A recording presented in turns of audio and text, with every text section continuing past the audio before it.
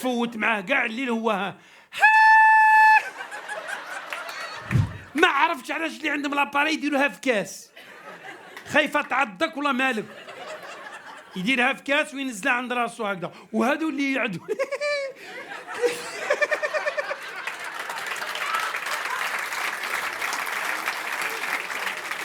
هادو اللي عندهم لاباري كي يقلع لاباري يتبدل